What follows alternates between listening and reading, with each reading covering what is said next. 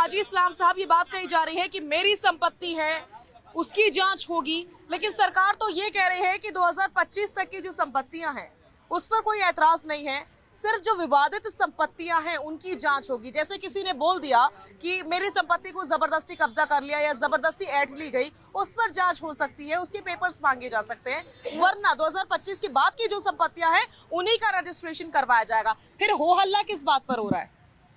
Madam, सबसे पहले तो अम्बेडकर जी की जयंती पर मैं सबको आपके माध्यम से मुबारकबाद देता हूँ।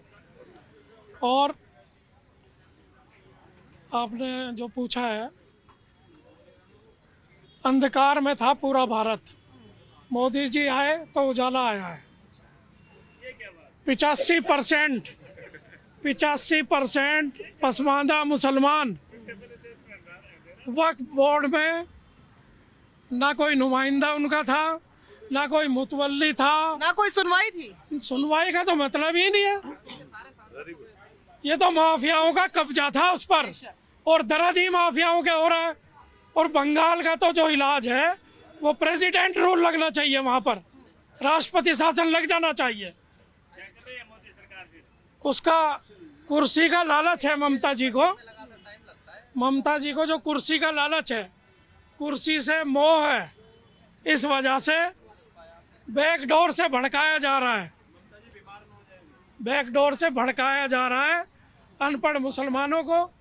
मेरे भी बड़े अनपढ़ थे, पढ़ने की कोई व्यवस्था, जिनका राज 60 साल राज इस देश के ऊपर, उन्होंने पसमानदा मुसलमान को नहीं दी। एजुकेशन से महरूम रखा, सिर्फ भड़काते रहे और वोट लेते रहे, इसके अलावा कुछ नहीं करा। ठीक है, तो आप कुल मिलाकर में जो तरमीम हुई है ये होनी चाहिए।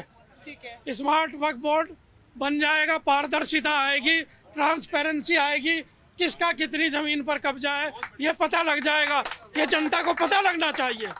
अगर मैंने वक्फ बोर्ड, मैंने एक संपत्ति दान कर दी सपोज, तो दान होने के बाद वो कौम की संपत्ति हो गई।